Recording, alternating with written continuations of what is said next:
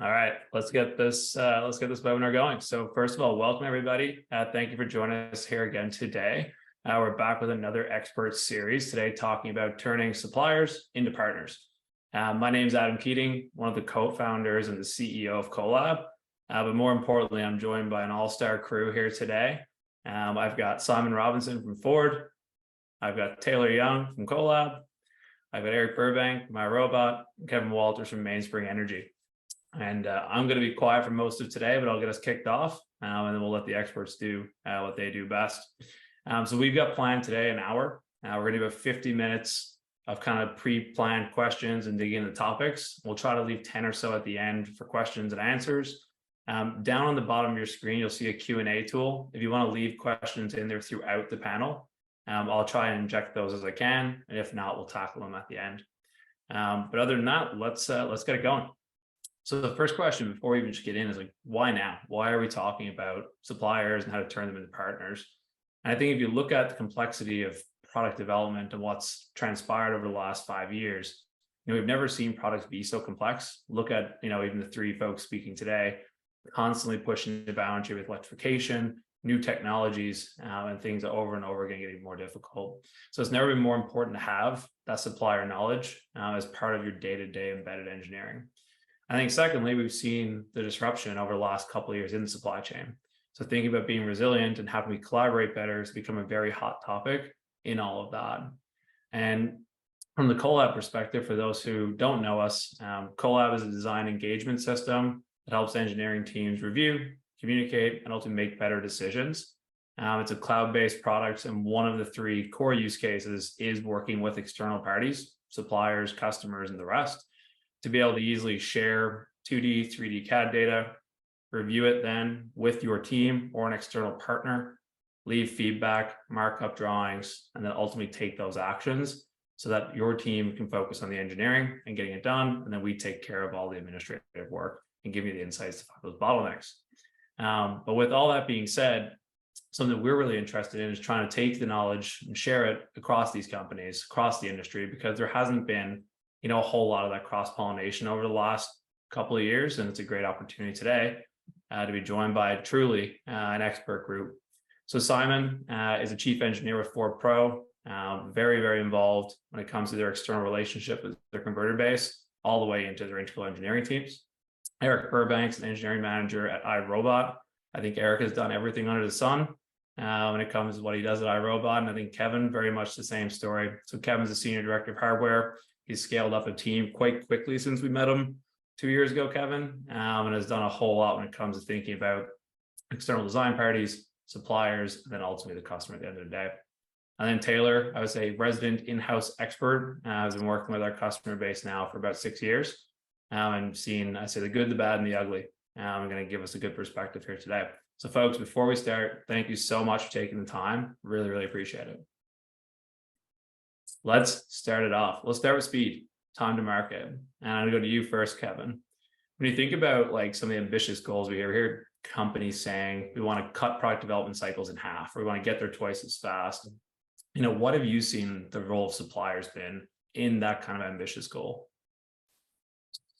The thing that we've been doing is bringing suppliers all the way to the front end of our development process. So when we're in concept design, we're engaging our suppliers at that point.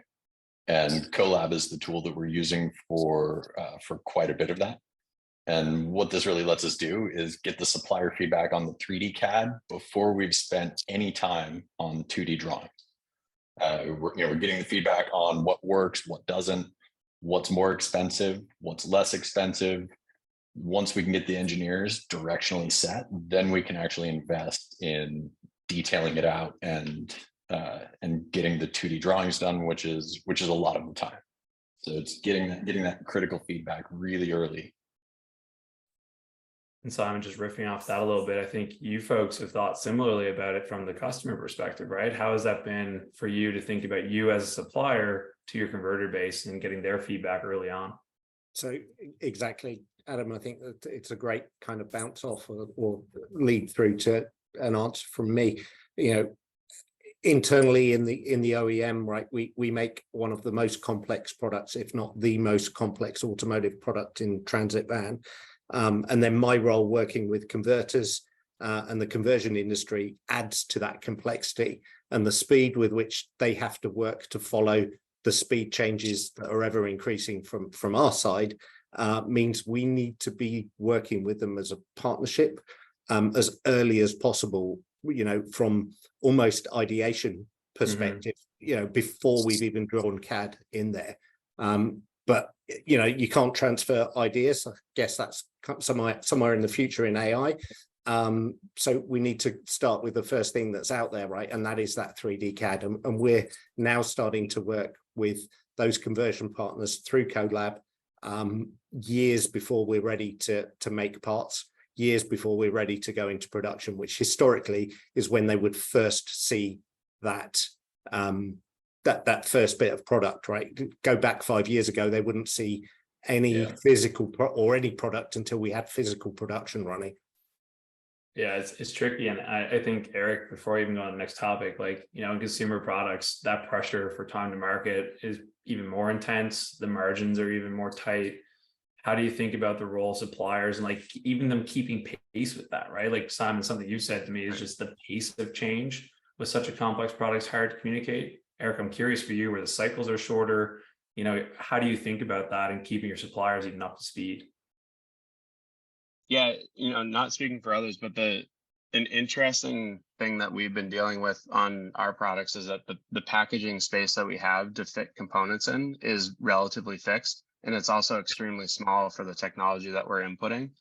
So a lot of the times, you know, working with suppliers, it's really technology enablement to understand, like, are there solutions going to fit in the space that we need, and what options are out there. So, you know, that a lot of our design evaluation starts in 3D and starts like working with suppliers to understand, is there a solution that could actually fit in the space that we need, and how can they help us enable our products in that sense. So that's something that we've done very manually for a long time. We have phenomenal teams that are really good at sharing information and getting kind of to the bottom of how is this going to be feasible. But you know, we're just now starting to use Colab, and that's an area where in like 2 weeks of using the tool, we've been able to kind of see some benefits of sharing and gaining alignment on, like, this is the actual design intent and this is what we're trying to do, which is very hard to communicate with a combination of, you know, 2D marked up drawings and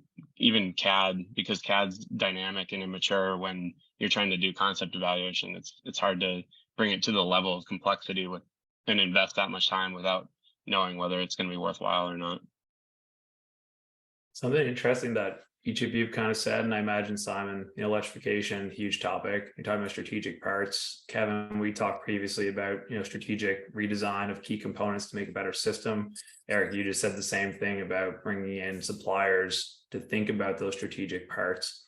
What does that really mean? Like, when you start your next product, is that like the first place to start in your perspective now? Like the strategic components, the strategic subsystems, and then design around that? Because I imagine for Simon, for electrification, you know, you can't really start without that perspective. I'm curious what each of you think just about strategic sourcing right off the hop and really building those people in as like part of your team. Like, how does that show up in your future programs?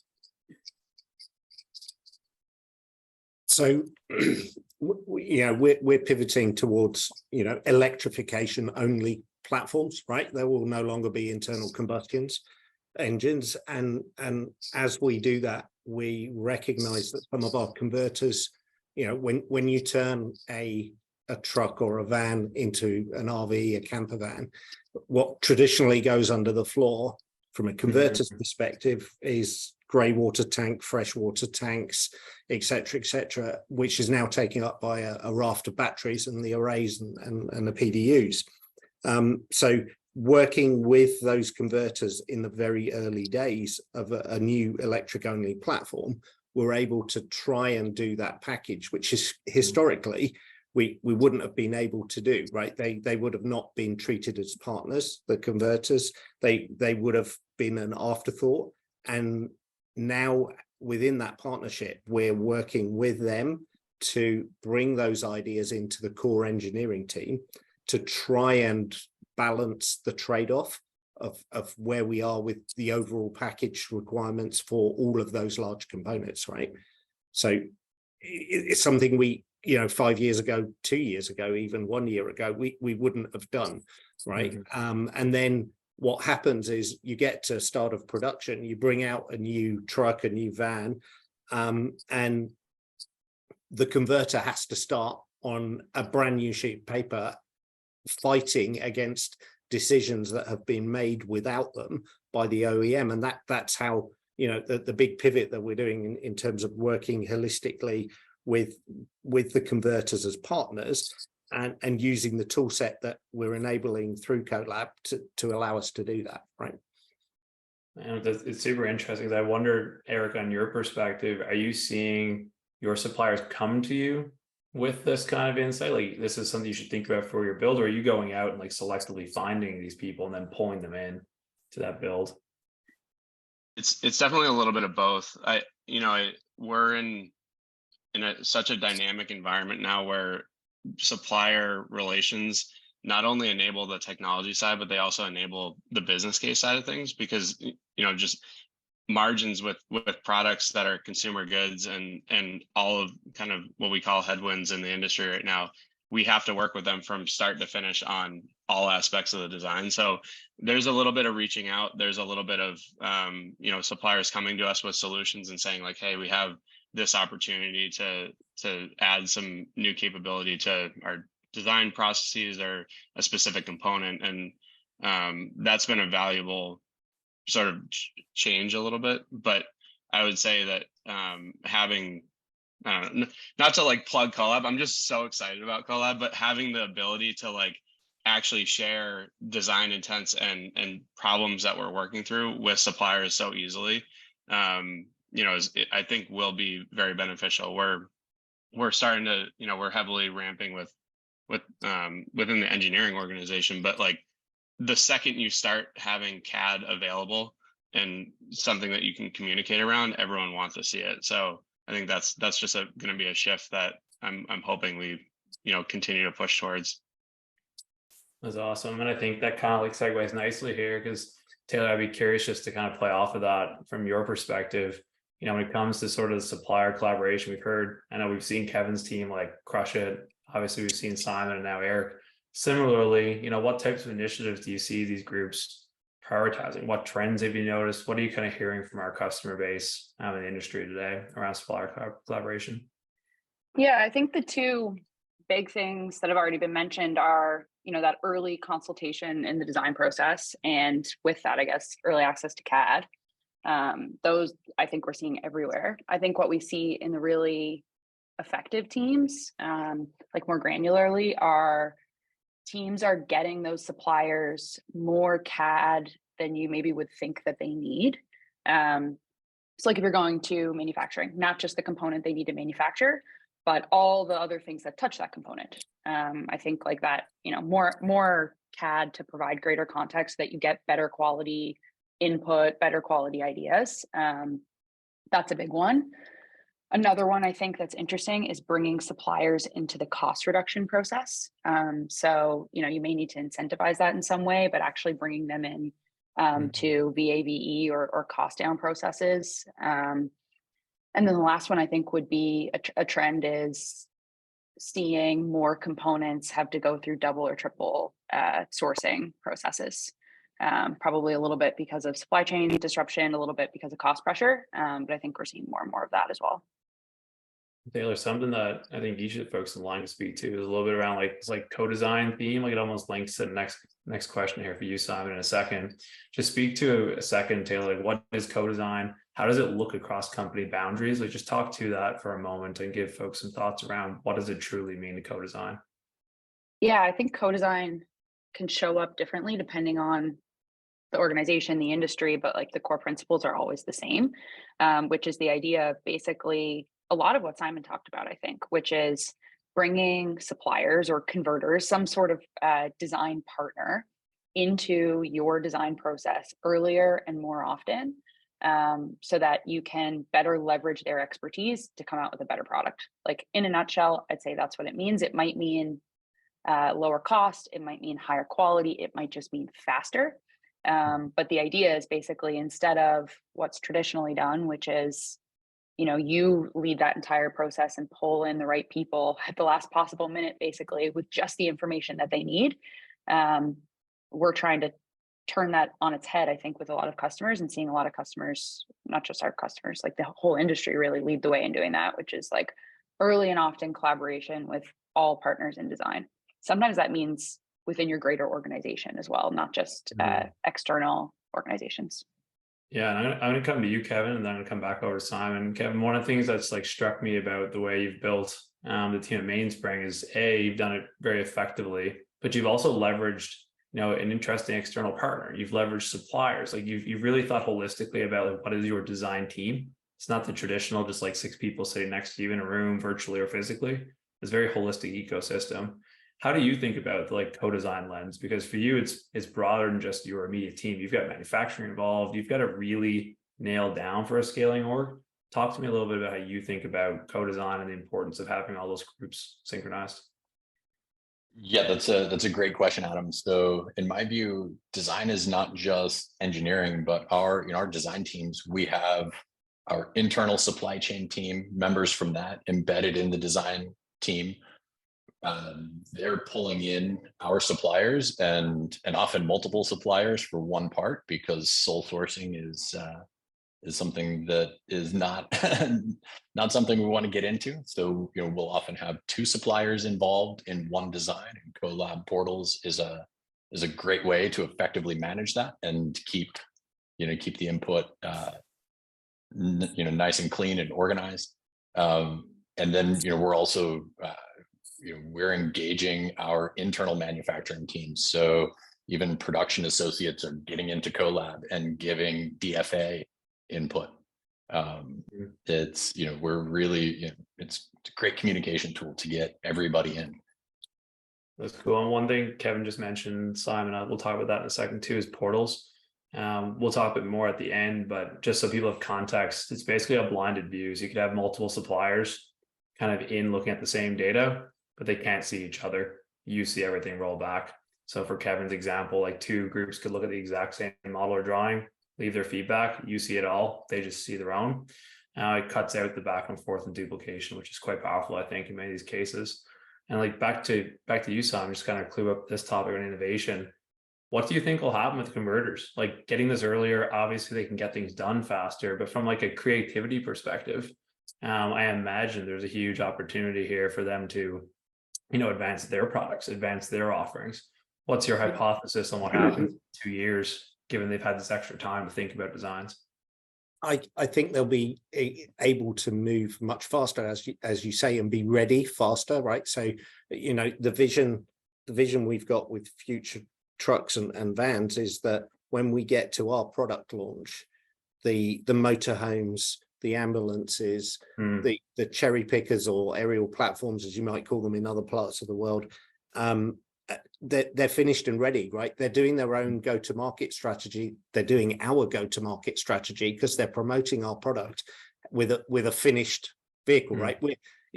Adam, you and I have talked a lot, right? And I like a food analogy. We make a vanilla ice cream and they're putting the chocolate and sprinkles on top, right? And if the chocolate and sprinkles are ready, before the vanilla ice cream or at the same time as the vanilla ice cream, hey, the product is doubly better, right? I love it. Yeah, that's amazing. Yeah, I had many interactions with ice cream in my last trip to New York. Me and Taylor saw double scoops, everything. So I mean, if you guys got that kind of selection with all those converters, 200 converters, you really truly do have a solution really to kind of every problem under the sun. So it's cool to see that, which is awesome. So I want to take that just real quick on that. I had some context to add there. That the thing that has been interesting working with global CMs and multiple suppliers is that we, as engineers in our organization, we have a lot of the design intent and the context around what we're trying to do. And when you treat that as a one-way street where we share the design and the intent to our suppliers and they don't understand the context, it's almost impossible for them to provide solutions. So like we've been really working towards that two-way street where our suppliers understand the context of what we're trying to do, so they're able to provide solutions that expand past just the request, and that allows us to be more agile and also be a little bit more creative in how we solve the problem. And that's an area where having CAD and having the spatial awareness and having the ability to share that design intent and what we're trying to solve helps a lot. I mean, that's what we've been seeing, at least.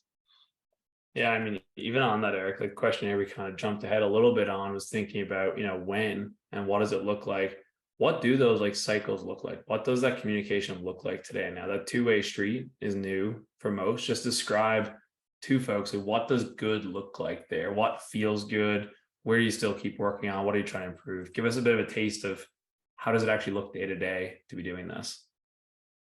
Yeah, I mean, good is like elusive because things are evolving, but I think striving towards good is having on a daily basis we're sharing engineering drawings, we're sharing CAD, we're sharing text, we're sharing as much information as we can to our suppliers, but typically that also goes through our manufacturing team and our supplier engagement team so that we can provide that context as a group. I think getting towards good is having that centralized in a space where our manufacturing teams and our sourcing teams and everyone who's engaging with the actual technical leaders in the company can collaborate on building out a package that is shareable to our suppliers, and we can all have inputs and outputs based on the same content. Right now we have a very manual process of sharing that information to our teams that will then interface directly with our suppliers. And there's kind of this cyclic flow of data and information sharing and translation, if you will. And I think good is getting away from that and getting to a state where there's live context and live data that we're all looking at, right? I think you just, especially with time changes too, like we work with a lot of companies and suppliers in APAC. You lose days trying to get design intent and context shared in a manual fashion. It's actually quite astounding. The more that we see it. My team always called it chasing the sun, right? You've kind of got a team that's in America and you got a team that might be in India or somewhere else, and you're doing almost complete opposite work days where the best you're getting is one shot at it being right on what you send. And if you miss, you're waiting a full other day to kind of get that feedback. Absolutely. I'm interested, Kevin, from your perspective, are you seeing similar when it came to like the day-to-day? Sounds like you've managed to get people pretty ingrained. What does good look like, day-to-day for your team when it comes like truly working across those boundaries now? To me, good is that it's very fluid. There aren't really these discrete events where we have to wait for a review or wait to communicate things. It's coming in, really as soon as the information's available, it's going out. And as soon as that feedback is available to come back in, it's coming in. So we have we're spread across 3 continents, multiple time zones with all of our external partners. It's so just keep it constantly moving, but also to have it so that you can, I'm not plugged into it every single minute, but when I need to go in, I can see what's going on and that that the loops are getting closed. Yeah, I think it's spot on. It's being able to do your job when you're doing your job instead of having to like chase after stuff to do your job. It's nice to be able to show up and be able to jump right in. Question from the audience is around thinking about tooling, like beyond just Colab, beyond what you folks use. What else are you using? What else helps? Like, I mean, Colab's used Slack Connect channels, for example, to have the conversation come out of email. Is there any other tooling that you found that's been super helpful for people to think about really pulling their suppliers in to working together? Is there anything else you're doing today?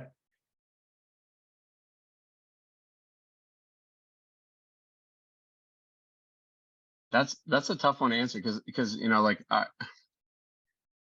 if I'm being honest, like the tools we have available up until right before COVID, the period of time where everyone went remote for in our company, right? Not everyone did that, but during that period of time, we stood up Zoom and we stood up Slack like almost immediately. And it was this huge paradigm shift where we went away from email working with suppliers to now we can pull in suppliers externally to Slack and Zoom. And that's become like the most powerful tool that we have outside of something like Collab, which we're now standing up, obviously. But the tools are limited. Like it's, especially when you're in different time zones and people aren't on your company systems, it's challenging to have an open interface where you can share data and not worry about where that data is going and all that. Kevin, I Simon, don't really have a better answer than that. Yeah, it's tricky and it's a hard question. Kevin, Simon, have you guys seen anything that has been helpful, even if it's not just the sharing part, or any other tools really being used heavily today? I don't think physical tools or stuff, but what I would say, if you go back and as Eric just said, pre-COVID, there was a year where I went through 300 airports in a year, right? There were tens of thousands of miles spent in the car going to visit with physical parts, right? And now it's all just going down the pipe or over the internet. We're able to iterate much faster, right? The chasing of the sun, as you called it, Adam, it allows us to speak real time all the time without actually putting the hassle and the stress on our own work-life balances, our families, etc. And life is much better as a result of it, I believe. I truly believe that, right? And we're able to do more as a result of not being in airports or sitting in the car driving to suppliers and converters around the supply system, right? For us at Ford, right, we're building transit on 3 continents. And that used to be a forever, a regular trip. I used to have to get on a plane and go down to, various production sites. And it used to be, it's June and therefore I'll be in China, and it's August, I'll be in Turkey. And that took out of what you could be doing much more productively, right? So it's that collection of tools and services coming together that is enabling us to do much more, much faster. Kevin, what about you? Oh, sorry. Oh, go ahead, Eric. We'll come back to you in a second, Kevin. Eric, you're gonna add something there? Yeah, just onto the aspect of tools. It's like we did the same thing, right? We would travel to China and APAC regions like a few times a year, or some people go multiple times a quarter. And what I think something we had to do to be successful as a company through that period of time where we could no longer travel is that we stood up teams in those regions that are just as keyed into the design as we are, so that in the scenario where you're chasing the sun, we have a team that understands the concept, they understand the design, and they can give feedback live throughout the day, and then have a handoff of information for the next period, the next night or so. So that's a tool that we have, is that we've effectively stood up engineering groups in different areas of the world, so that we can have them be just as clued in on the design, and it's not just like an A-B conversation. Evan, do you have any silver bullets? No silver bullets. I mean, I think, ultimately when you're manufacturing, having somebody there who's, seeing the physical stuff is important, and there's no replacement for that. But I think it's, being able to distribute that information internally is where we really see the leverage. But yeah, unfortunately, no silver bullets. Okay, I'll hold you to it for the next time we get together to have a good answer to that, 3 of you. There's actually a really good question here, Taylor. I'm going to throw to you. The question says, how do you balance providing context for suppliers, so asking questions, giving specific feedback, versus giving them enough room to be proactive with their own ideas that you haven't thought of? I think it's a really interesting one when you think with the topic of technical innovation. Like, what is the right balance here in this co-design world? Yeah, that's a tough one, and I'd love to hear what others think on that. The first thing that comes to my mind is around how early we ask the questions and what the questions are. I think like if you're asking at the end, hey, how can you build this in half the time or for half the cost? Um, that's probably not going to be great. If you're asking it really early when there's time to think outside the box, you might get a better answer.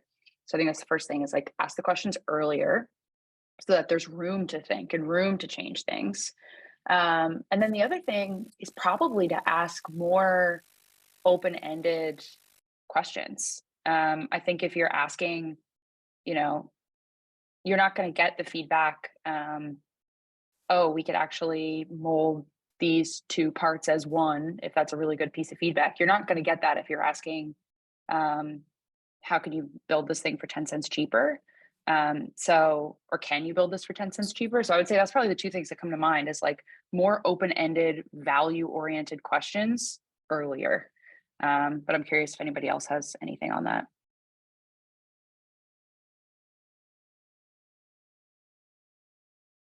Yeah, we do a similar a similar style of communication where we present like this is the challenge that we're working on. Here's our idea as we see it and with the tools available and what we know. But if you have other ideas that could help us either pull out costs or simplify the manufacturing or fit into a tighter space, going along the packaging thread, we'll have like kind of the problem statement and the way we see it as it is today, but then leaving it open sort of in the tail end for that opportunity. But the time-based aspect of it is extremely critical. When you go to a supplier at like when you're towards your early production or pilot production builds and you're saying like, hey, we need a solution for this now, you're not gonna have a happy engagement. Nobody's gonna be happy. So, and you're not gonna find the right solution either. It's just the design space is too closed at that point. It's an interesting balance, I think, of like, are you going with a problem or are you going with a solution where you're just basically trying to get an answer? Can you do it or not? I think is what's interesting. One thing that I think to the question specifically we've seen is that when you have true trusted partners, there's a very big difference than when you just have a supplier who might supply you something versus someone who's an extension of your team. I think putting problems in front of those people is very productive. It can be very, detrimental, like Eric said, to go to a supplier late in the process and give them a problem. Like they're probably not going to give you an answer that works for your business.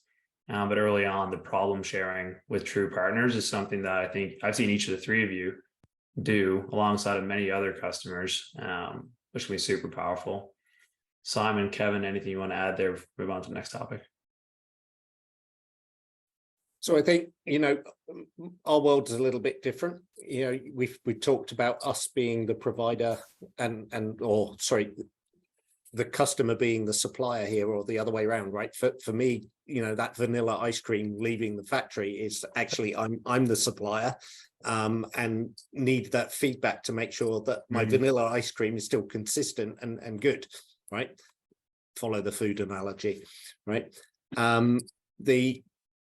So key is actually being able for our converters, the customers who historically haven't had a say in anything, to start trusting us and come back to us with those ideas and know that we're going to listen to them and know that the product they're going to get is consistent, right? So those TVM ideas, those cost reduction ideas, don't catch them by surprise, right? Coming back to that question of what is good that you raised earlier, Adam, good for me is actually that my telephone doesn't ring with an angry converter that says you've stopped my production line because you changed a bolt position on the truck 2 weeks ago and it's just turned up in my factory and now I can't do anything, right? It's keeping that live flow of information in both directions going. Yeah. And that's it's not as easy as making a vanilla ice cream, I can tell you that much. Awesome. Kevin, any final thoughts on that topic before we move on? Yeah, for us, we're wide open to getting input from suppliers, and we try to let them know, hey, these are the bare minimum constraints. what ideas do you have? What other processes can you think of? We'll have, we've had, a few key suppliers where we've shown them larger parts of the product, areas where they're not working, to try to get their ideas. And, hey, how can you achieve this functionality at a lower cost? Awesome. All right, let's keep her moving. So when you think about, we talked a bit about this, Kevin, earlier. You guys have obviously figured out some harmony between all these parties. Who actually owns the relationship? Who owns relationship suppliers? And if it's not the engineering team, how do you make sure that that's still a cohesive experience? Yeah, that's an area here at Mainspring where we have defined the swim lanes very clearly, and the relationship with the supplier is owned by our supply chain team. The engineers own the technical aspects of the design, but supply chain owns the commercial aspects, and they're responsible for the overall relationship. So, but in order for this to be successful, it means really close collaboration between our supply chain team and our engineering team. We're lucky enough that we have some really talented engineers who wanted to grow their careers into supply chain, and so we have engineers embedded in that team, but they're part of our design team. And collab is a way that we can make sure that the commercial side sees what's going on with the design, and everybody's really on the same page. Are they structurally in the team, Kevin? Like reporting wise, like you said earlier on, suppliers are in the engineering org. Is that like literally in the engineering org? Because that can help too, but it can create other problems. Just talk a little bit about the structure. Yeah, organizationally it's matrixed, and so we have verticals of mechanical engineering, electrical engineering, software and controls, and supply chain. But then for a particular program, we will pull in resources from those verticals, and build a team that's independent of reporting structure. That way we can make sure we have the best people internally working on it, and it gives us a lot more flexibility. Well, it's an interesting one, because like the segue here to the last topic in terms of just like, how do we round out this collaboration? One thing we haven't talked a lot about is the other parts of the internal org that are critical here. So like, as an example, around cost reduction, we see lots of companies having that driven from procurement, but it's being pressured to the engineering group to go figure it out. There's not always a great relationship between the two. I'm curious, for everybody on the call, I'll go around the room. What have you seen work well from the engineering team's perspective for getting a stronger relationship and buy-in from procurement, supply chain, even some of the upstream functions, might be business related functions for marketing, go to market. How do you think about just getting them aligned too, so you're not having downstream problems with your supply chain, or you're running the blockers in front of your suppliers? Maybe I'll start with you first, Simon. How do you think about bringing that whole group together? Yeah, I'm coming to you with the heat right away. Thanks for coming to me first on that one. This is the one where I've been struggling to think of the right answer, because I don't think it as collaborating with procurement, right? We within the special vehicles team, we are a very close-knit group anyway. So our purchasing side, working with the engineering and the business team and the strategic team, and converters, we are as one, right? We live in the same space physically when we're in the office, if not in a virtual space. So I think it's the ability to communicate quickly and clearly, right? One of the key things from a collab point of view is, a picture tells 1,000 words, right? So having very clear communication about what it is we're talking about, this hole, we're talking about this radius, we're talking about this, for us is the really key thing, right? I don't have to take the part to someone to show them it and say, this is where the problem lies. And it's the transparent collaboration that is key, right? That's what has to be there, and not having Chinese walls where you can't get data across, right? It's the trust and the sharing of information that is the effectiveness. Taylor, I'd be curious to go to you next in terms of just what you hear. Like lots of people we work with are not engineers. What have you seen work from their perspective? What makes them want to engage from the procurement side or the other side the engineering team? Yeah, two things come to mind. The first is that I think if you make suppliers or customers or whoever play, broken telephone, communicating everything between a supply chain person or procurement person who doesn't have all the context that you do, the supplier is perhaps going to get frustrated, or you're just going to get, poor quality answers, decisions, or it's just going to be slow. So I think that leaves you with two options. One is to really put in the effort to kind of download that design intent know-how into your supply chain team. So like spend time so that they understand the context so that they can guide that process accordingly, or actually step into that process and speak directly with suppliers within that procurement process. Like otherwise you're just going to get poor quality answers, slow answers, or it's going to turn into a 3-hour meeting that you don't want to be part of. So I think like doing one of those two things is really important. The other thing that comes to mind is procurement and supply chain folks are dealing with a really high variation in the sophistication of across a supply chain. Like you might have some suppliers that are big organizations, they're very sophisticated. And then you've got some specialty suppliers that are like 2 or 3 people.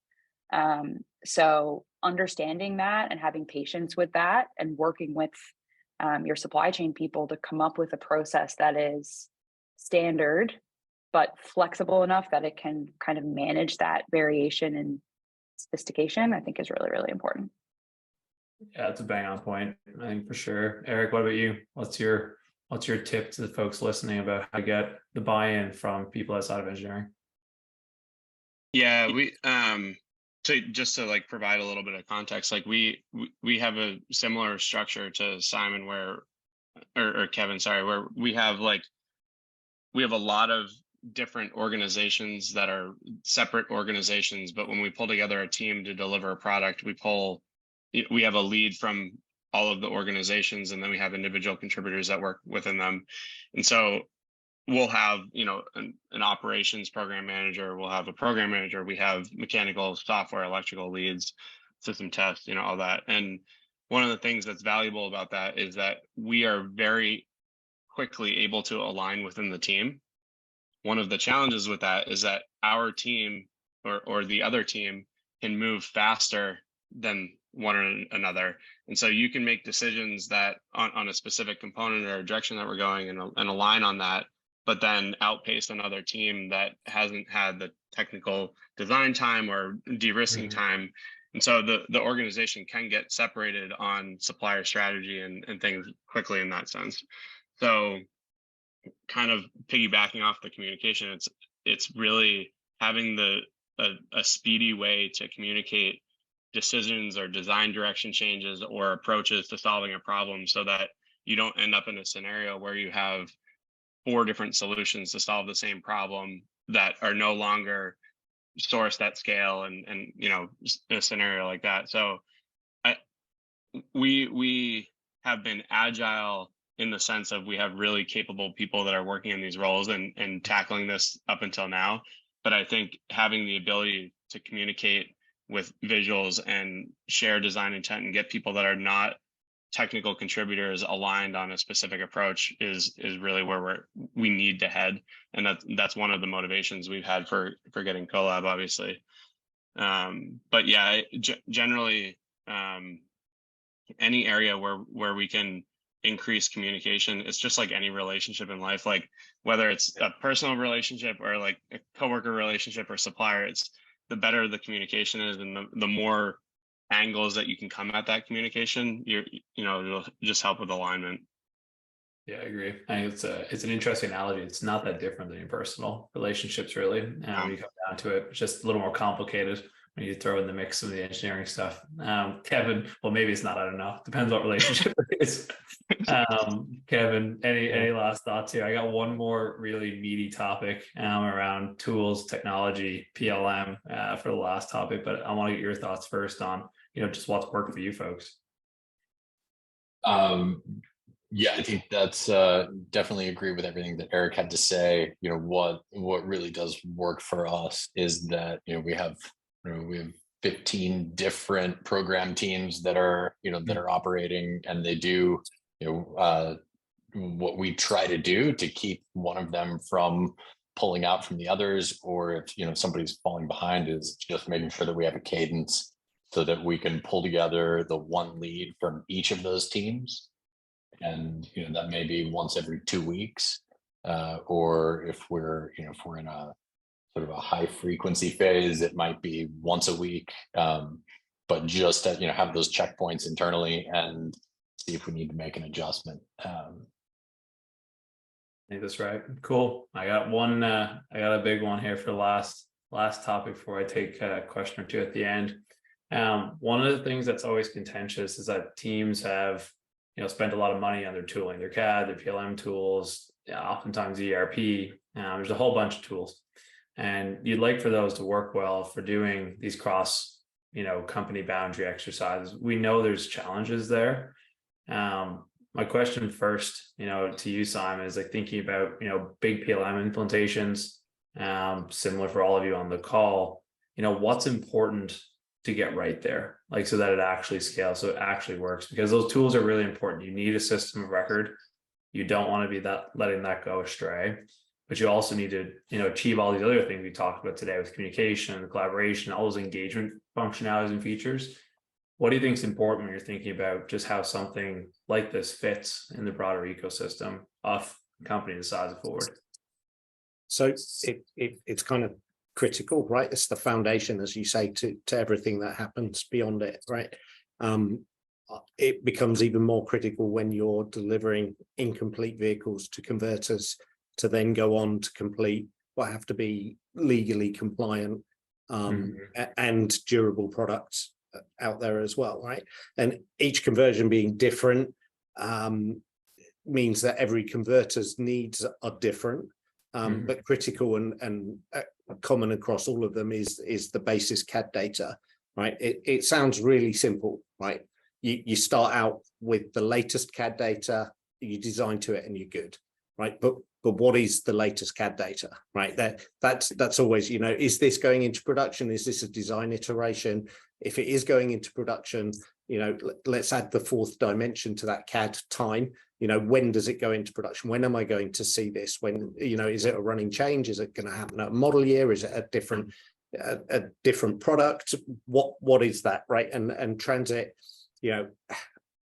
hundreds of thousands of, if not millions of different combinations out there from the factory, let alone what happens beyond there, right? It's huge, right? It is really, really complicated. And it is incredibly easy to get out of sync, right? In terms of what is the latest, what is released? Are we looking at the right thing? What did we download today? Is it the same as what we downloaded yesterday? And where we're working with many, many different converters. And I think, Eric, you mentioned, the size of your supply base, or actually it was Taylor, right? Some of them are big, some of them are small. And some of our converters are like that they are, startup companies producing camper vans, and they've got one guy with a laptop who does his CAD. He cannot, get into our system. You've heard it from us already, right, Adam, that, they're sitting there trying to download terabytes of data onto a laptop that doesn't have the capacity to do so, right? This is where Colab being, a much lighter model and the ability to see it over the web, and therefore not download full models, it gives us that speed, right? And where they need that data, finally, as long as they've checked that they've got the right piece, this is where we're seeing a number of our converters picking up on it. They're picking up using checking that they've got the right data before they bring down the full model via other systems to do their relative design work to it. And that is helping us speed up. It's lightening the load at our end. Taylor, you said it right at the beginning, right? We see companies shifting, entire vehicles out for a customer to see one joint, right? And actually, if we can do that lightweighted and then send the two pieces of native CAD data, that's much more effective for everyone, right? I got lost on my track of my conversation here, Adam, as per normal. Integration into the PLM, getting in touch with the latest CAD data is kind of really key. Getting alerts when things change. Can we get to a world where converter customer turns around and says, I know there's 2,500 parts on this van, but I'm only interested in these 3. I can tell you when those 3 change, right? That's kind of the beauty of this. And what can we do in the future? What can we envisage that might help those customers, converters, suppliers?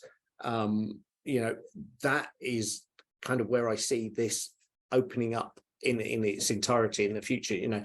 With the collaborative tools, if we have that ability to throw ideas in there, improvement ideas, and the trust that someone might listen to me and do something about it, then the world is our oyster. I'm actually curious on something you said there about like the connectivity and knowing something's out of date or the latest. Eric, like one thing that I think is interesting from your perspective, like process wise, like what would you want to see from like PLM plugged into working with your systems to know that your processes, your change process, for example, to know that that's a cohesive experience? What's important from your perspective there, tying back to working with suppliers all the way back to your PLM? Yeah, I mean, we have a fairly mature, I guess, PLM process for that, and understanding what phase different components are at. Like we use Windchill at a pretty high sophistication to work with our suppliers and also the factories. So I think like generally, one thing that I haven't gotten into yet is how does that tie in with Colab, and how can all of our sort of the different states that our CAD is at and our designs and our drawings, how does that tie into Colab and our ability to communicate that alongside the designs? So I don't know. I think that's an area, like we have different states that all of the CAD and drawings and components in Windchill live in. We exclusively have CAD and Windchill and our components. So that pretty much drives a high level of communication when we're working with our APAC team and our different suppliers already. And I think carrying that forward is something that we need to, we'll continue to want to do. Kevin, to you, I mean, you folks are moving quite quickly. Like, how do you think about just keeping that in sync between PDM, Colab, all the partners? Like, what's important there for your team? Yeah, the thing that I really try to think about is sort of the batch size. And so, internally with Colab, we're doing, small batches, fast iteration, and then, getting in, once things actually get into our PLM system, that tends to be bigger batches and a little bit slower, but still trying to make those batches as small and and fast as we can. We have a fairly long manufacturing time, and it's our time scales are a little bit different. So it's a challenge that we're navigating through. I think in our case, we're ramping manufacturing while also trying to do make a lot of design changes, and so it's it's a pretty dynamic situation. But I think for where Colab really comes in is being able to change things quickly, and then relying on our PLM for where we're committed to manufacturing and have the higher stakes. Agree. Taylor, last question for you. What have you seen? If there was one piece of advice on how PLM fits with this topic, what have you seen work best? It's a tough one. I think like, so the most important thing is that externally you're looking at the right up-to-date information. Like, I think that has to be the guiding principle in any interaction, any external interaction with PLM. And that also means that one thing we hear a lot is that if you've been at, your company for a long time, you're used to the nomenclature, you know what all this means, you know how to figure out that it's the most up to date, that might mean absolutely nothing to someone externally. So figuring out the right suite of tools, integrations, naming conventions, whatever it is, so that a supplier can tell they're looking at the right up-to-date information is probably like the most important thing. That's not a solution as much as like a requirement, but I think when that breaks down, everything breaks down. So that's really, really critical. I have one thing there, Adam. Just like a last note on that is like, you can have, we have a very streamlined process for managing CAD that we share. We use top-down modeling and skeletons to have split, assemblies so that we can have one that's heading towards production, but it shows a lot of the same data as one that's in prototype. But ultimately, one thing that is nice is knowing what revisions you send to your suppliers and they can see. And I will say that that's something that's currently very difficult, because in Windchill, when we share, CAD that's being worked on, we can always, like, that CAD is either stepped out and sent, and then we can't really see whether it's live or withdraw it because we have changes we want to make or anything like that. Or they're going to be pulling a rev that's like totally in work and the model is just blown up. And so that's something that Colab we'll definitely be able to manage that very easily, because we can export a certain revision, know what they're looking at, see all the comments in situ, and then, when we are ready to either incorporate new updates or share it, with them an updated design, we can just push it to Colab. So I think thinking through this, like, again, I haven't really gotten to this level of complexity on how we're going to manage those states, if you will, but like that, I could see that being a big benefit that we don't currently have today for tying into PLM. Yeah, and one thing I'd say is like the critical part there is it needs to be like an effortless tie-in, like something we're constantly trying to get better and better at. Like probably one of the main feature requests we get is like, if something's out of date, you need to be able to alert people, like just notify of that. It's not as simple though as just pushing the data. Like that's the first thing people ask us for. But do you want the data just to push? The answer is no. Like 9 times out of 10, it's the easiest thing. You say I want the most current, but you don't actually, right? You don't want your supplier to get something you haven't chosen to send to them most of the time. You don't want them dealing with something that's in work that you're not ready for. So it's a really complicated question. The thing that I see is like synchronization. Whatever you're sending to them, you need to know from your perspective that it's the right thing. And then if it's out of date, give you a really easy way to be able to do that. And it's actually something that our team has worked quite closely on, because it's true. It's the hardest part, is like keeping all of this in sync. If you think with digital thread and the rest, it's all got to be one at the end of the day. It's just not easy when there's so many different people involved. We're super low on time. I might be able to squeeze one question. I'm not sure if we will or not, but before we do that, Simon, Eric, Kevin, Taylor, I want to say a huge thank you for joining us today. Also a huge thank you for just sharing, what you've learned, what you've seen, what you felt. And I want to wish you all an incredible rest of 2023. And I'm sure we'll get back together and have some more exciting conversations as well. For those who joined today, this was recorded. We will be sending out a link afterwards. And if you want to check out and learn a bit more about how Colab and Ford work together, Colab and Mainspring in particular, you scan those cool QR codes there and it'll take you to a little case study. If you want to reach out to either one of us, feel free to do so on LinkedIn. Thank you very much, everybody. Really appreciate your time today, and we'll see you at the next one.